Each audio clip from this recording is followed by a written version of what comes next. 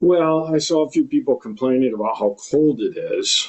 Yes. I have absolutely no sympathy for the people who are complaining, even though I'm also complaining. You just It's got so back from funny. Monterey. Yeah, it was not cold there. Yeah.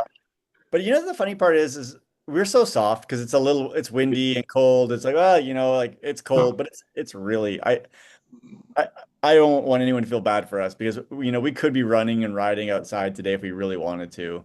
Yeah. And it is the beginning of March, so we're it's gonna be hot before we know it. No, it is it's terrible that I complain that it's in the 60s or the 50s, and I was talking with some friends back east, and it's a little colder back there. And but yeah, coming from Monterey to back to our weather, that just amplifies how soft we are. Yeah. It was funny because the day after I got back and I was taking our dog for a walk, Cosmo, in the morning, Yeah, and it was like 6 o'clock in the morning where I'm like, whoa, man, it's chilly. Like I was only gone for 5 days, but it's amazing how your body just gets used to wherever you are. We yeah. were actually really fortunate in the race. It wasn't that hot on race Oh, day. that's good. We were actually very fortunate. There was cloud cover until for most people like half of the run, the sun Oh, came. okay. Nice. Um, and so it was most of the time it was like high 60s. Yeah. And then at the end of the run, it probably got to like 81, 82. Okay. But when we got off the plane, it was 99. Oh, And wow. yeah, Yeah, we're just like, whoa, that's a this is good. shocker. This is gonna be brutal. Yeah, With and then humidity, or what's the humidity like? it was like 20 or 30%. Okay, okay. It That's wasn't. that's high when you're 100 degrees. Yeah. Yeah, yeah. And then the cloudy day, it was more humid, but there was no direct sun. Okay. So it's good. Like I was really worried going into the race because it hadn't been very hot in Vegas that I was going to be under prepared, but I was fine. Yeah, for sure. Well, it looked beautiful. I saw the pictures of a lot of things you folks were doing, and just Yeah. looked like a wonderful experience. It's a great place. I know we talked about it before. You've raced in Mexico as well. They Mhm. put on a great show. Yeah. Everything is, pretty much dialed in, and the culture is amazing. I think we maybe talked about it last year, but the thing that really struck me this time was how many younger athletes there were. Oh, Like okay. the biggest age groups are like 25 to 29. Well, that's great. And in our races, typical American races, it's the 45 to 49. Hmm. So Hmm. the youth are really driving the demographic. Yeah. Uh, Even in I think there ended up being about 2,000 people in the race, and there was only 99 in my age group, which is really low Hmm. for men 50 to 54 Yeah. for those numbers. But I think it's great, right? So the, Yeah. the enthusiasm of the youth is really intoxicating, and yeah, super super fun. Mm. That's Yeah. great. Well, and how did the kit look, or the shirt? The shirt was amazing. It was Yeah. really good actually. Yeah. So because it's independent there, Mexico, Yeah. Ironman Mexico is their own company basically. They have different stuff, and the race shirt's really nice. I bet. Yeah, Yeah. everyone was really quite impressed by it. Yeah, all in all, like a great event, and we talked about it last year as well. Their award ceremony is at a ballroom, and it's an actual event that's catered, and there's Mm. food, and the people's families are there, and it's That's great.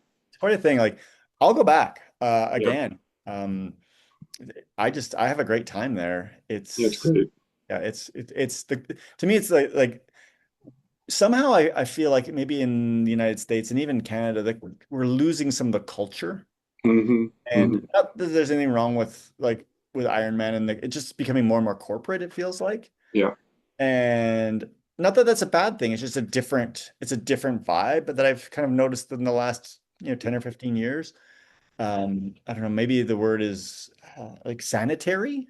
Hmm. You know what I mean? Like this is gonna happen, and this is gonna happen, and this Yeah. like, and the every race you go to, the shirt's the same, just the word's different, and the medals are relatively similar, and Yeah. whatever the case may be, it's just I don't know, like, and if I just did one race, it wouldn't be a big deal, but I normally do 3 or 4 like longer distance races a year, so yeah.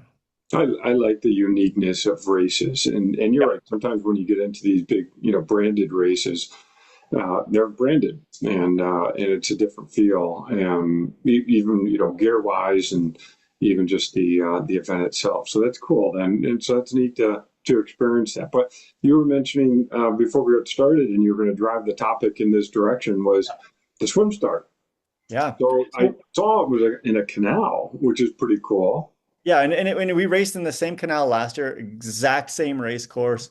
But what I really want to talk about was like swim seating and Yeah. as an athlete, like how do you decide where to go? Hmm. And once again for the like local races, it's easy. Your age group, you're over 40, you're in this age group, you're under 40, you're in this age group, and you go.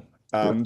In these bigger races, now that with I think they call it self-seeding Hmm. swim starts, which are great, because back in the day when it was, I can't even imagine that race in a mass start. It would be Yeah. impossible. But self-seeding, you determine where you are going to get into the water.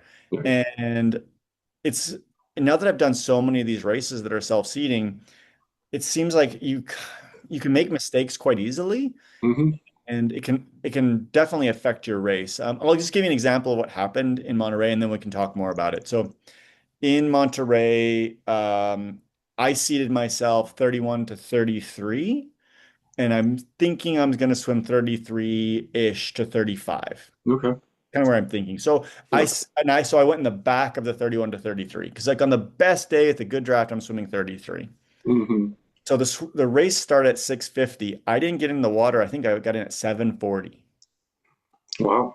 And I was just like, sitting there and like, gosh, man, this is really weird. Because I remember last year at the race, there wasn't that many really fast swimmers, and it was just taking forever to move forward, and we never kind of like move forward. And at one point, I said to the people that I was standing with that were also from the triathlon club, um, something's not right here. Like we should probably move forward. Hmm. And I didn't want to because I'm in the right spot for how fast I swim, and I don't want to get swam over, Right. right? And I don't want to swim, I don't want to swim over people, but something was just like off. And Hmm. in retrospect, I should have went forward because just the way they had the setup, you could enter in and out of the corrals really quite easily. And when you walked to the start, you had to walk past the corrals to get to the end. Do you know what I mean? So Hmm. you had to go basically past all the corrals. Well, when they started, they took the signs for the times down, and I think people were walking by and they were just going in. Jumping in. Yeah. And I never like I knew better, Hmm. but I never made the adjustment. Hmm. And so when I got in, by the time I got in, I was the fastest swimmer by far Yeah. in the area. And it was not good because I kept running into people. And Hmm. not that, I was trying to avoid them, but in that race in particular, and I think we haven't talked about this yet, you can stand up at any point. It's Okay. it's never more than 3.5 feet deep at any Okay. point. So you'd be swimming along and then some people would stand up. Mm. People would stand up and like you'd hit them because you're just swimming along and if someone just stops right in the middle of where you are. Hmm. So I hit multiple people and just was around a bunch of like swimmers that I shouldn't be swimming with. Yeah. And once again, it's not safe for me, it's not safe for them because I could potentially hurt myself as well by hitting somebody. Right. Right. And so anyways, I was bitter for the rest of honestly, because I'll just put it this way. I got to my bike, and my bike was all the all world athletes were all in one rack. Yeah. I was the last bike in all world Oh. athletes, Wow. like the last bike. Yeah. There were no bikes left. Jeez. And once again, I'm not the world's fastest swimmer. I know that. Decent swim. I had a good swim. I swam 35, I think. Yeah. 30, Yeah. 35, 36. Considering I hit all those people and it was really affecting my swim. I probably would have swam a 33 had I been in the Yeah. right group. But yeah, when I get to the bikes and there's no bikes left, Yeah. I know something is off. And then I start thinking, was that just the slowest swim I've ever done? Hmm. Because I was thinking, did I swim a 44? Like, 'cause you don't know in your Yeah. mind, right? Like so anyways, then you get onto the bike course and now the same thing is happening, right? passing people because more of the elite people were way in the front. Hmm. And so I got passed 0 times on the swim, 0 times on the run. Or sorry, on Mm. the Okay. bike. And that just doesn't like these days doesn't happen. I'm not that good to never be passed. Hmm. But so Hmm. my swim seating that I thought was right was actually wrong, and I should have kind of went with my gut. So then the question is like where should I have been? Yeah. Should I have went in the sub 27 group?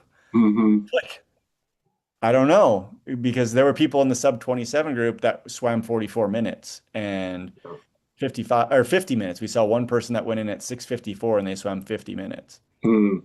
And so I don't know. In general, my philosophy with the people that I coach is think about on your best day where you're going to be Hmm. and go there. And if it happens to be like, for my example, like the 31 to 33, and you think on your best day you'll do a 33, go to the back of that pack. Yeah. And I've always kind of lived with that mentality of doing that. I understand that some people want to get in the water earlier, particularly if it's going to be hot. Hmm. The later there you're in the day, the hotter it's going to get. Um, but I think I don't know, like this is kind of changing my philosophy of where I want to be potentially. I don't know. What are your thoughts? Yeah, it's hard. The rolling start has been, I think, a good change to Ironman because of the challenges of doing a mass start. Yeah, And not every swim course can even handle a mass start. I always enjoyed the mass start, but that's because of where, I sit in terms of swimming. But it was a move to the rolling start for safety reasons, and I get it also from also having spent time doing swim support. A rolling start is much more controlled. You yep, have eyes on more people, whereas in a mass start, and you're doing swim support. If someone needs help, one, it's hard to identify them, especially if they're in the mix of the mass. And then two, if you can identify them, trying to get to them is right. extremely hard. And so going to the rolling start makes a lot of sense. And there's always this thing about we never know who you're racing against, and timing wise, and that's true. But at the same time, you often don't know where you are anyhow, unless you're Exactly. really near the front of the entire race. But so it's always a hey, I don't know what position I'm in. You can get feedback from your spotters and what have you. But all in all, I think the rolling start it has been a positive change. Although I do miss some mass swim starts. That's just crazy stuff. But the seating part is hard, and I know we've both done races where they do a rolling start, but by age group. Yes. And then you're at least in your group of people, it's still rolling start, but it's rolling start of 50 people or 100 people, whatever it is, as opposed to just a long line going along. I like that type of start. And then you can sort of gauge where you need to position yourself, knowing how your swim time is relative to your age group. And so it's a little bit more of control. But when it's open, like what you're talking about, there's a lot of things that go into play. Like you find a spot, but then if you start seeing people cutting in above you, it's like, wait a second, what's going on? And you can't just keep getting pushed back. And for me, I know where I like to sort of sit myself. Fortunately, I'm more near, and I'm not bragging or anything, but I have a more towards the front of the pack type of group. And so there's usually one corral that I don't go in, the sub 30. Well, sometimes I've gone close to that, but I'm usually right around a 30-minute swim. And so depending on how they do the corrals, I'm in one or the other. And I just try to look around to see who's the other swimmers. The other swimmers. Yeah. If you see someone with a big mask, okay, I don't. That's not my person I'm looking at. But I'm looking at the other people with the swimming mentality. You can just tell them. You can spot them out. And so I like to just sort of position myself relatively with a group that's similar to what I do. But there's a lot of people who don't do a good job with seating, and the a lot of times that you mentioned, some people are swimming 50 minutes, but they're self-starting early in the swim, and they're doing that for whatever strategic reason, for like you said, weather, or they're worried about time cutoffs or what have you. I do wish Ironman would have a post race penalty for someone who self-seeded with too big of a time gap I agree. what they actually did. I don't think that would be hard to do because you have time of day start and then you have the swim time. And I do think if minimally they should be sending out messages, hey, just as a heads up, you self-seeded in the wrong spot, because it makes it more complicated when you start getting differential speeds, starting together. Like you said, you just start running into people, you start passing people, or they're passing you, whichever way it is, and that disrupts the flow of a swim. So it's complicated to self seed, but it's really not complicated to self seed. I think it's there's a lot of factors, and you already mentioned a number of them. But when you normally self seed, if everybody self seeded based upon their swim time, would would that how would that impact your idea in terms of where to start? I would actually probably go even further back. Like Interesting. I always go off of what my absolute best day would be Yeah. rather than where I really think I'm gonna be. Hmm. Do you know what I mean? Like, so I usually go like at the very tip end of, if it's my absolute best day, I get a good draft, Yeah. like that's where I see myself. But I think if it was actual, like everyone was completely perfect, I think I'd go even further back. Yeah. So I want to be with the people that are swimming my speed. It's way better for me Mhm. to be with people swimming my speed. I'm not running into people, they're not running into me. It's the best place to be. Yeah. Yeah. No, I agree. And but it's interesting though. I had someone ask me once about self-seeding based upon their bike split, Yep. and that they were asking, is it better to have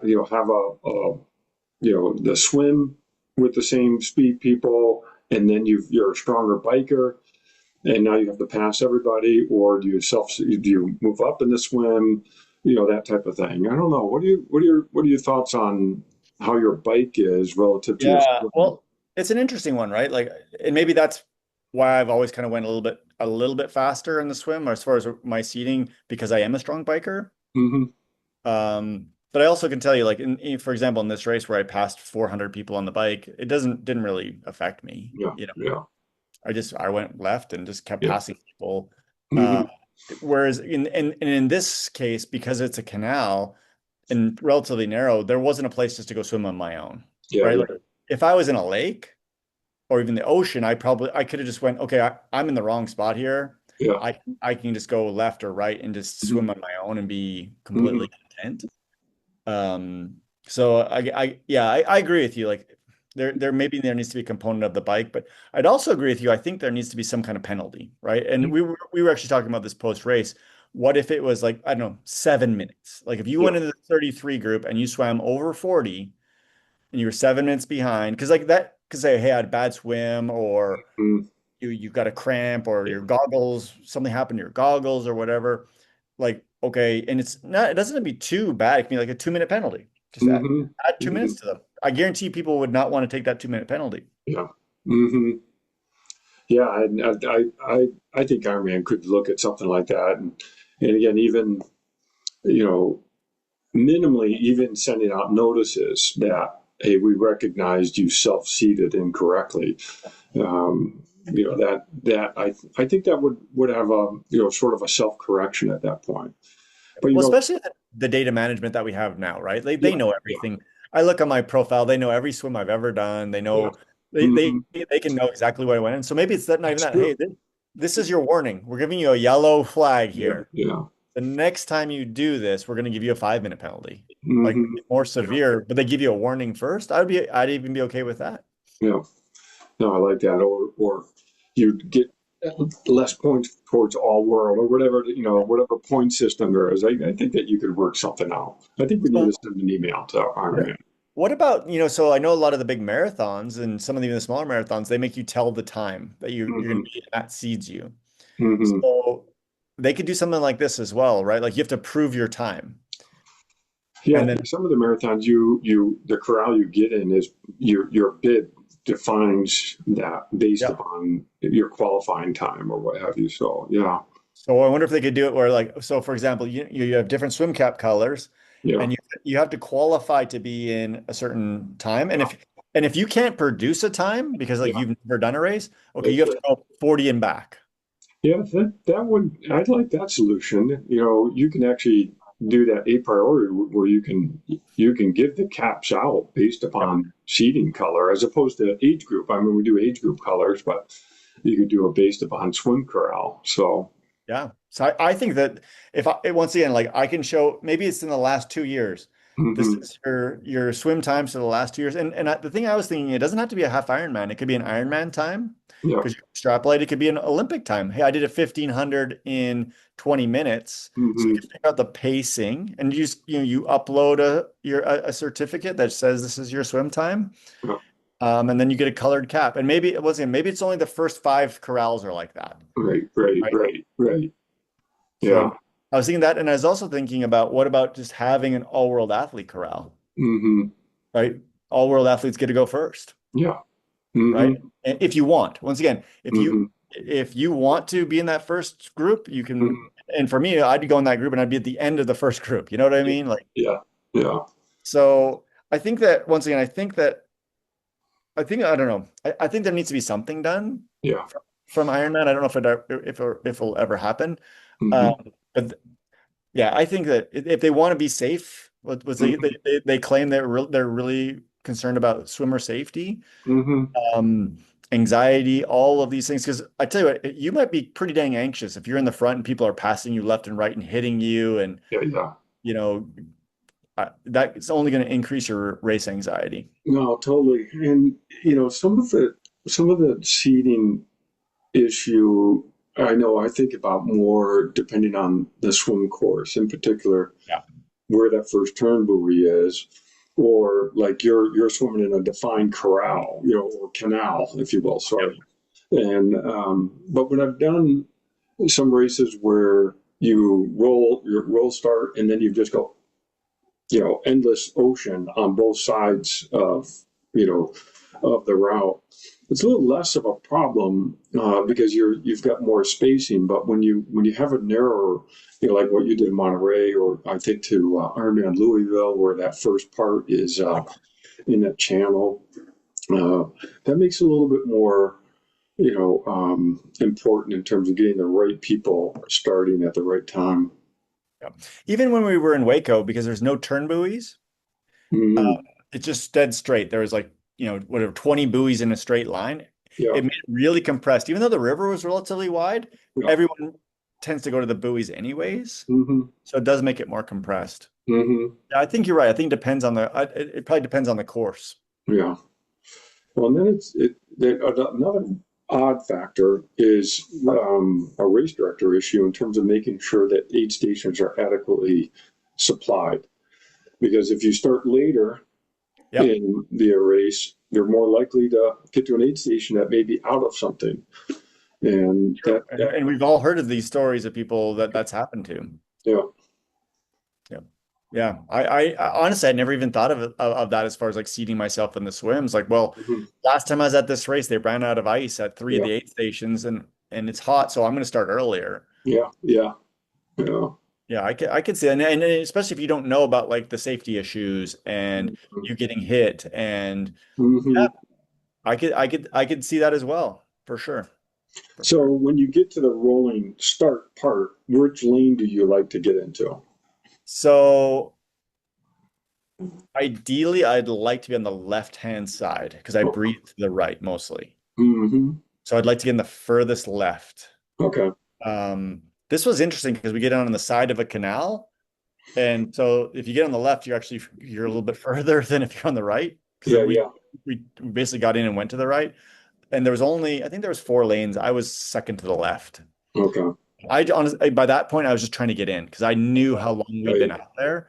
And same thing, like I also, for me, my nutrition is like kind of dialed. Hmm. I'm gonna eat this at this time. I'm gonna do this at this time. I'm gonna drink this at this time. I'm gonna have my last gel. My last gel, I like to have about 5 to 10 minutes before I start. Obviously, you can't exactly guess. Yeah. So I took my last gel and I still had 25 minutes because I was like, okay, I'm gonna be there like before I know it. And so the timing of my nutrition was completely Yeah. off the wall. So that's a big piece of it. Like you assume that you're in that corral, you're going to be getting in relatively quickly. How many people were they starting at each time? So I think they started 4 at a time. Okay. It'd been 3 or 4 at a time. Wow.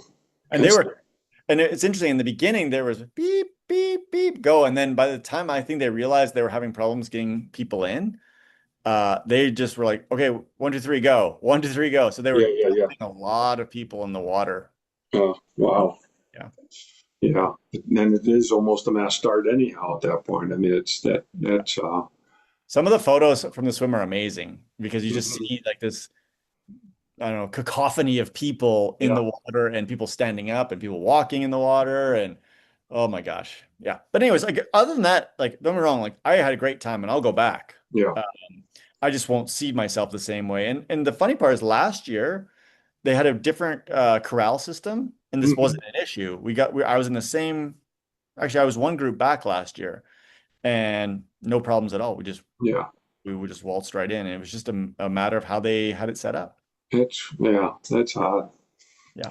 Well, it seemed like an amazing experience, and I think this is really smart to be thinking about seating and where to put yourself. So, Yeah. And, excellent. and and and I do appreciate your question, John, going back to the whole bike thing. If you're Hmm. a super strong biker, like let's say, top 2 or 3 in your age group, it might actually you might actually want to go even further forward. You know what I mean? Yeah, and I think it does depend on what the bike course looks like. Yeah, I'm true. thinking like an Oceanside. I don't like to bike with a lot of people on the Oceanside course, because Yeah. there's some real squirrely places. But if you're doing something like Ironman Texas, I haven't done that one, but that's on the highway. It's like you got, plenty of road to pass on. So it does depend a bit on the course, I think. You're right, especially at Oceanside, the first couple of miles, Oh yeah, yeah, like it's pretty narrow and pretty tight. yeah. So yeah, I think that Hmm. that would make a difference too, right? Like you want to be around less people, and if the people you want to be around are faster in Yeah. general, yeah, I could see at Oceanside doing that. And you're right, I think it'd be bike course dependent. So like Hmm. St. George, for example, it Hmm. opens up when we used to have St. George, it opens up really quickly onto the highway. Yeah, that's So right. it's not as Hmm. big of an issue. And then the other thing I think, if you get a big hill right away, if you're a strong cyclist, you pass everybody on that first That's hill, right. and Hmm. that's a different situation as well. Yeah. Which is a nice St. George separator too. So that's Would you think that people would maybe see themselves different depending on water temperature? Would that be a factor? If hmm. it's cold versus hot or I warm? don't know, but definitely air temperature standing outside, Yeah. but water temperature, The only thing I think of is the anxiety, right? Like yeah. really cold water gives you Hmm. people maybe more anxiety. And so Hmm. maybe they'd want to get in sooner because they're worried about like how cold it's going to be. Yeah. I don't know. I don't know about that, but I was just Think wondering if of you would Indian consider that. Wells, that's always classic cold water, Yeah. and uh, and that's a rolling start, and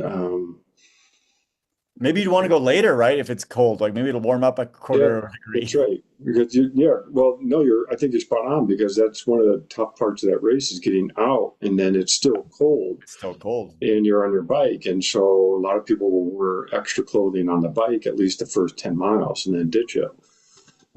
So yeah, maybe the opposite effect that you actually, Yeah, you want to go late so the air temperature is warmer when you yeah, get out. yeah, Yeah. I think it's multifactorial for yeah, sure. yeah. And once again, I know we've really never talked about it on the podcast, so it's thought it'd be a good thing to just chat about. No, that's excellent. Yeah, no, and it's one of those nuanced things of racing that, It's real, but yet you're right. We don't necessarily really sit around and talk about the seeding part. Yeah. Okay. Well, John, I'm gonna let you go. Thanks for another episode. I hope you have a good weekend. And And you as well. thank you very much. Stay And warm. yeah, and hopefully we'll catch you next week. All right, sounds good. Talk soon.